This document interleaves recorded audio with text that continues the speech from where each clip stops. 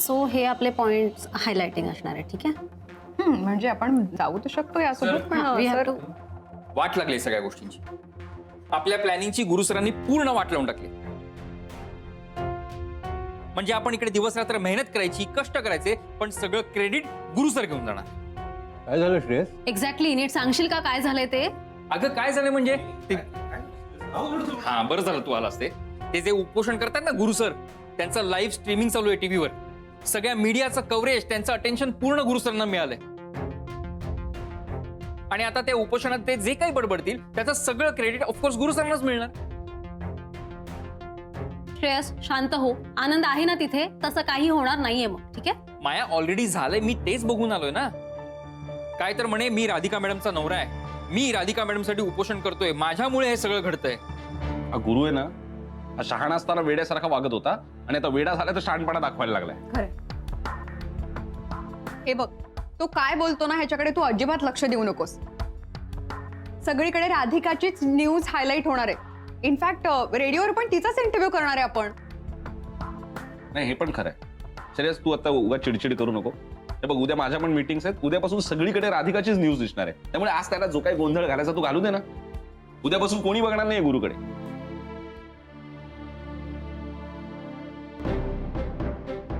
आश्चर्य नको वाटून घेऊस, कळलं? मी तोच आहे, तुला माहिती असलेला तोच आधीचा गुरुनाथ सुभेदार. वेडबीड नाही लागलेलं मला. या बाकी सगळ्यांना वाटत असेल, पण तू नीट ओळखतेस मला. एक्झॅक्टली. इनफॅक्ट रेडिओचं शेड्युलिंग पण माझ्याकडेच आहे. त्यामुळे पुढे आपण राधिकाचेच इंटरव्ह्यूज परत रिपीट करू शकतो. अरे वा, हे चांगलंच आहे. Superb then. आणि सॅमी, आपल्या एसबी ग्रुप ऑफ कंपनीच्या रेफरन्सने माझेही काही कॉन्टॅक्ट्स आहेत, ते सगळे तुला फॉरवर्ड करते. आपल्याला डेफिनेटली त्यांची मदत होऊ पाठव शकते. ना, मुंबईत गेल्या गेल्या मीटिंग करतो त्याची. श्रेयस, कळलं ना तुला? सगळं काही आपल्या मनासारखं होणार आहे. मी येतो. तुम्ही कुठे निघालात? मी जरा आनंदकडे जाऊन येतो. त्याला काही माझी मदत हवी असली तर बघतो. कशाला दगदग करताय? अरे जातो रे, एकटाच येतो, मी येतो.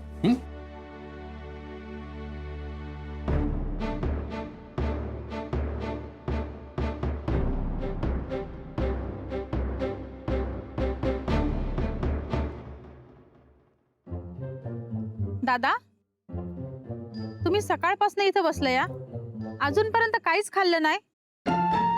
तुम्ही आणि राधिका ताई बी किती मोठ्या मनाची आहे बरं. आजच्या या काळामध्ये कोणी कोणासाठी काही करत नाही. कसं आहे ना,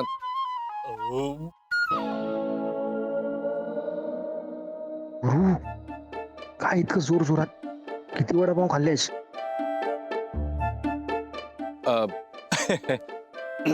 ढेकर अचानक ऐकलंच तुम्ही. पण असं ढेकर वगैरे कोणीतरी देते असं पाहिल्यावर गैरसमज होऊ शकतो. हा, म्हणजे तुम्हाला वाटलं असेल की अरे चा, हा तर माणूस काहीतरी खाऊन पिऊन मस्तपैकी उपोषणाला बसलाय. पण असं नसतं. ढेकराचेही दोन प्रकार असतात.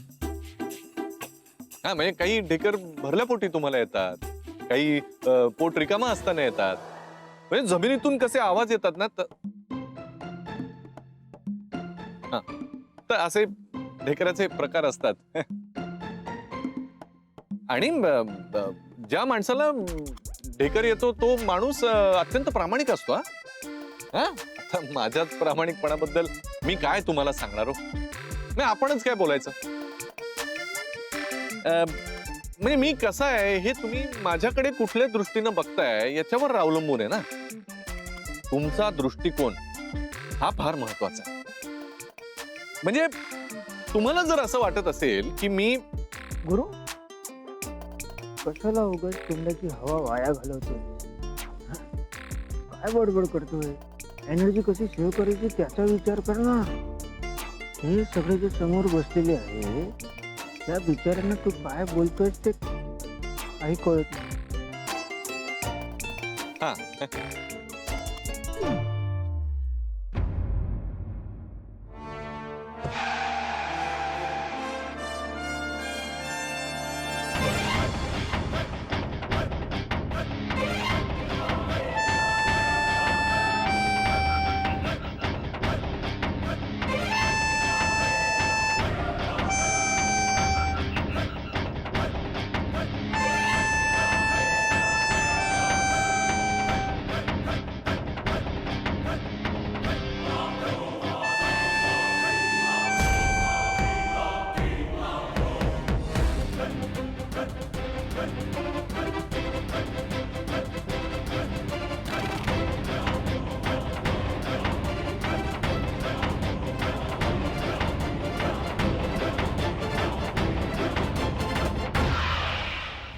ये Shruti. Shruti, thank you so much. नाही म्हणजे मी हे केवळ फॉर्मॅलिटी म्हणून नाही म्हणत आहे, मनापासून म्हणते मी. कम ऑन यार राधिका. अगं खरंच या सगळ्यातनं कसा मार्ग काढायचा हे खरंच सुचत नव्हतं मला, पण तुझ्यामुळे मार्ग दिसला. मी काही मार्ग वगैरे काढला नाही. ओके, इनफॅक्ट थँक्स टू माया, कारण तिने तुला इतकं कन्व्हिन्स केलं, काउन्सिलिंग केलं तुझं, त्यामुळे झालं हे. अगं श्रुती खरंच बास, नाहीतर आता राधिका मला थँक्स म्हणायला सुरू करेल. हो की नाही राधिका? आणि मी फक्त मला जे योग्य वाटत होतं ना तेच करत गेले. That's it. How sweet. हो बरोबर आहे. काय आहे की माझी तत्व मोठी का हे गावातलं काम महत्वाचं, या संदर्भात सौमित्र इनफॅक्ट सगळेच जण मला समजवण्याचा प्रयत्न करत होते, पण जरा नीट विचार केला आणि म्हटलं की आपल्या तत्वांपेक्षा गावातलं काम हे जास्त महत्वाचं आहे, आणि म्हणूनच मी होकार दिला. Thank God. म्हणजे त्या बहाण्याने मला इंटरव्ह्यू तरी दिलास तू, बरोबर ना? पण तुला सांगू का, तू शनायाची मैत्रीण असून सुद्धा या कामासाठी तयार झालीस हे खूप महत्वाचं आहे. फक्त शनायाची मैत्रीण तुझी नाही का? कम ऑन, प्रोफेशनल लाईफ पलीकडे आपली चांगली मैत्री पण आहे. आणि पुढे देखील तुला कधी जरी मदत लागली ना तर प्लीज लेट मी नो, मी लगेच येईल. Okay, thank you. लवकर भेट. नक्की. Take care. ओके, चल मी श्रुतीला कारपर्यंत ड्रॉप करून येते. हो, बाय. बाय. Take care.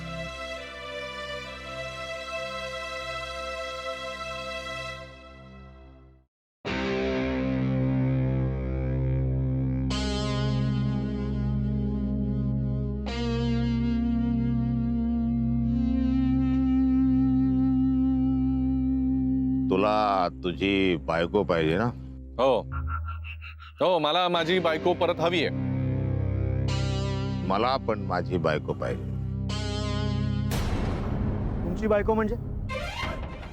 हे गाव म्हणजे माझी बायकोच आहे ना. तर आपल्या दोघांचं ध्येय जर एक असेल तर आपापसात भांडण्यात काय हशील आहे? आमचा गुरु ना त्याच्या हक्कासाठी ते बसलेला आहे.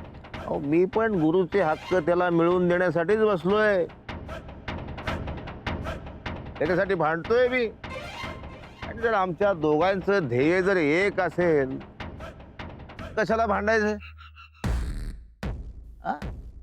बघा गुरु, तुझं लग्न मी लावून देणार आहे. मी स्वतः हॉल बुक केलंय तुझ्यासाठी. मी स्वतः तुझा हात तुझ्या बायकोच्या हातात देणार. संपला ना मग विषय. चला सरबत प्यायला जाऊ मग. ओ गोट्या शेठ, तुमच्या अशा बोलण्यावर ना आमचा गुरुनाथ अजिबात भुलणार नाहीये.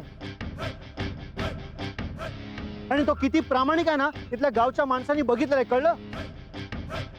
याच्या ज्या काही अटी आहेत ना ते मान्य करा आणि इकडनं निघून जा. तरच गुरुनाथ त्याचं उपोषण मागे घेणार आहे. बरोबर ना गुरु? हा? तू प्रामाणिक आहेस ना? बरोबर ना? हे खरं आहे ना? हो हो हो हो, मी प्रामाणिक आहे. 100% प्रामाणिक आहे मी. नाही, मी नाही असं उपोषण सोडून जाणार. मी तुला सोडत नाही मी आता. ओ दादागिरी करू नका. ते हातात जे काय ना ते वाजवा. दादागिरी करायला आम्हाला पण जमतं, कळलं का? हा, आम्ही शांत आहोत ना, तोपर्यंत शांत आहोत. त्यामुळे तू नीट राहा. हा, एकदा का सटकलं तर बघा, नाहीतर काय करणार? मागच्या वेळी सारखा हात उचलणार. एक गप्प आहे म्हणून जास्त माजू नका. तुम्हाला सोडणार नाही मी आता. हे बघा, हे गोट्याशेत आता ऐकणाऱ्यातले नाहीयेत. मी माझ्या माणसांना लगेच बोलवून घेते. नाही अजिबात नको. नका बोलवू. तुम्ही शांत राहा. मी बघतो काय करायचं. अहो, तुम्ही काय करणार आहात? तुम्ही आता बघाच मी काय करतो. ओ, मी बघतो. आमच्या गुजरातीत एक म्हण आहे, बसतो कुत्रो को दिवस कळल्याने. असे आहात तुम्ही. बसा बसा. मला काय बसा ना अजून. एक मिनिट गोट्या शेठ, तुम्ही जरा आता शांत व्हा. उगीच वाद नको जिथे. आणि आनंद, गुरुनाथ, तुम्ही आपसात भांडत बसू नका, कळलं? मी काय सांगतो ते ऐकून घ्या. आता काय ऐकून घ्यायचं बाकी राहिलंय? असं काय करता गोट्या शेठ? अहो, तुमच्यासाठी एक आनंदाची बातमी घेऊन आलोय, ती ऐकून तर घ्या. काय? कुठली बातमी? आता तुम्हाला मारामारी करायची गरज नाहीये, भांडायची गरज नाहीये, आणि गुरुनाथला उपोषणाला बसायची गरज नाहीये. मी आता राधिका मॅडमचा निरोप घेऊन आलेलो आहे. राधिका मॅडम त्यांच्या सगळ्या टीमला घेऊन हे गाव सोडून जायला तयार झालेले आहेत.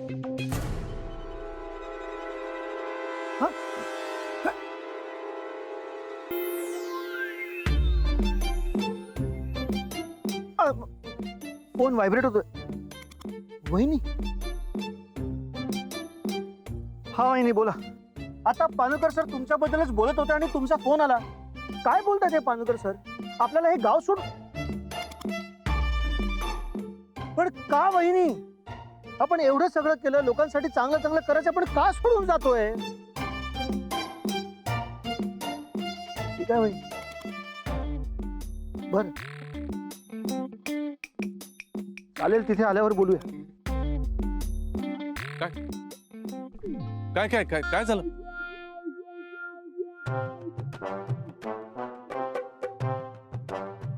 अनोलकर सर जे काही म्हणाले ते खरं आहे.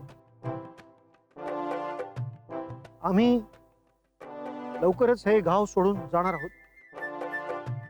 राधिका मसालेच्या बोर्ड ऑफ डिरेक्टर्स वरनं कॉल आला होता आणि त्यांनी सांगितलंय की लगेच हे गाव सोडून निघा,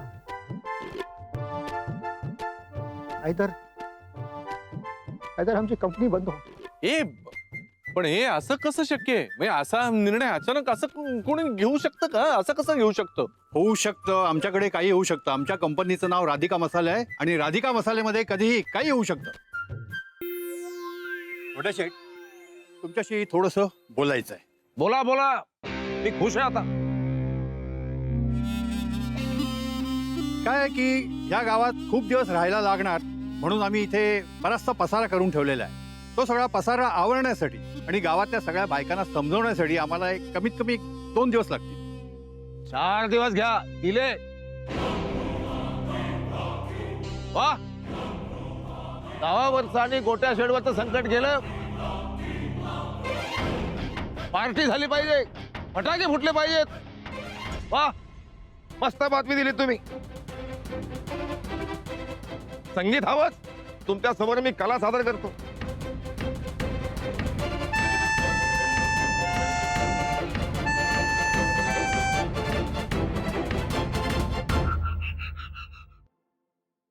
हो पानवलकर सर, कमालच केलीत तुम्ही. माझ्याहून बेरकी राजकारणी निघालात की. नाही हो सीमाताई, तसं काही नाहीये. खरं सांगू का, मी अतिशय साधा माणूस आहे, नाकासमोर चालणारा. आता आविर्भावात मी काय काय केलं ते बोललो ते जाऊ दे, पण ऍक्च्युली आता मला घाम फुटलंय. हो, एक मिनिट. हे सगळं काय चाललंय मला काही कळतच नाहीये. कळणार, सगळं कळणार. घरी जाऊया, तिथे गेल्यावर सगळं कळणार. आधी हा तंबू आवर, कळलं का? हे काय आमरण उपोषण असं काही नसतं. हे घे. आनंद, हे सगळं आवरून या, आम्ही जरा पुढे जातो. या.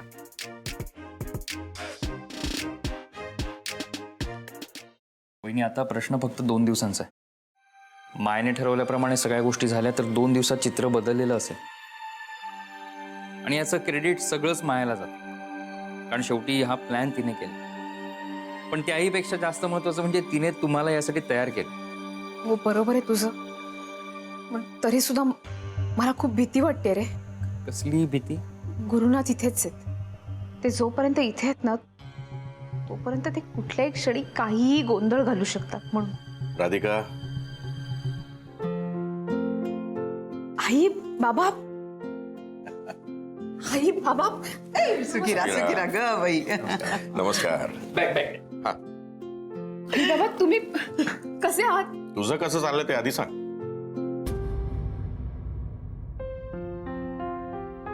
तुम्ही बसा ना, आत्ताच आलाय. बोलू आपण सगळं सविस्तर. हा, तुम्ही बसा, मी पाणी आणतो तुमचं. बसा बसा बसा. ये ग. I my Tongale. घ्या. बाकी तुम्ही सरप्राईज देता आम्हाला एकदम. हो ना, तुम्ही असे अचानक इथे याल माझ्या ध्यानीमनी सुद्धा नव्हतं. काही नाही, गुरुनाथला टीव्हीवर बघितलं आणि हिला म्हटलं चला लगेच निघायला हवं. आलो. तेच तर मी आईने सांगत होते, म्हटलं त्या मनावर परिणाम झाला आहे, तो जरा असा तितर बितर होऊन वागत आहे. ऐकेच ना, म्हणे मला नाटक करत असेल, म्हणे नाटक करत असेल, चल पटपट बॅगा भर. आलो बॅगा भरून इथं. राधिका, आता त्या गुरुनाथचं काय करायचं ते मी बघतो. तू काळजी करू नकोस. तू फक्त तुझ्या कामाकडे लक्ष ठेव. का आलं माय? काही नाही आई.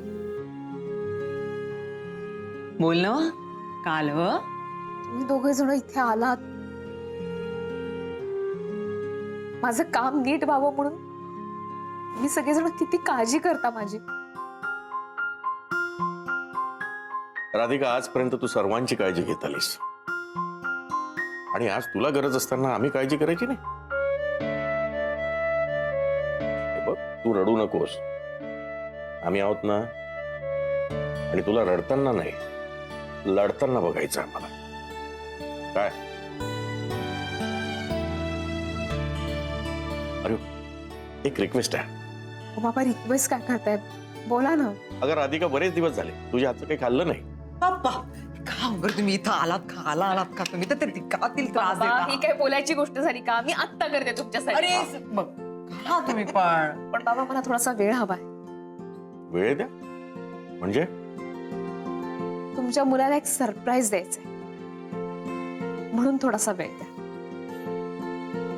आलेच.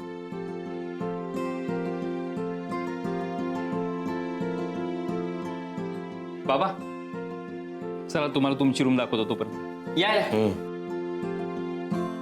नाही, खरंच बरं झालं सीमाताई तुम्ही फोन केलात.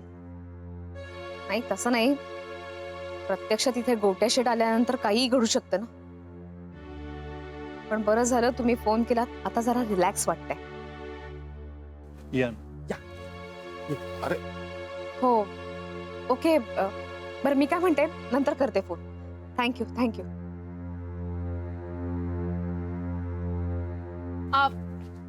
राधिका वहिनी, माहितीये आनंद भाऊजी. आत्ता सीमाताईंचा फोन आला होता, त्यांनी मला सांगितलं सगळं. पण त्यांनी पानोळकर सरांबद्दल काही सांगितलं की नाही? हो सांगितलं. हा. सर तुमचं कौतुक करावं ना तेवढं थोडंच आहे. नाही हो वहिनी, कौतुक करावं असं काहीच नाही. ऍक्च्युली माझी बिकट अवस्था झाली होती फार. ह्या वेळेला जे काही सुचलं ते केलं मी. जे काही केलं ते खूप छान केलं. बरं सर, एक 2 मिनिटं थांबता का? म्हणजे तुम्ही दोघे जण आतमध्ये जा, मला गुरुनाथशी जरा बोलायचं होतं. हो बोला. चला सर. राधिका, सुभेदार, आगे बढ़ो, हम तुम्हारे साथ है. आमरण उपोषण. बस झाली तुमची नाटकं. बस झाली. गेले ना ते, मग कशाला उगीच नाटकं करताय? हा ठीक आहे. त्या तिथे तंबूत केली नाटकं, ती काही कमी झाली का? आलं ना सगळं अंगाशी.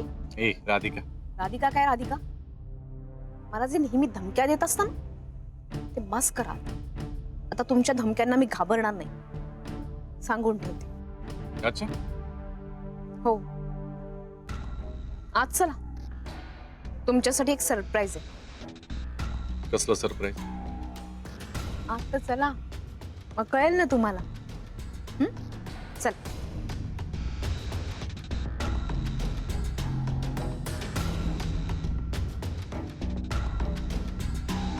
या या.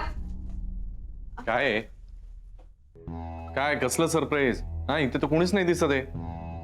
थांबा की जरा, एवढी काय घाई आहे?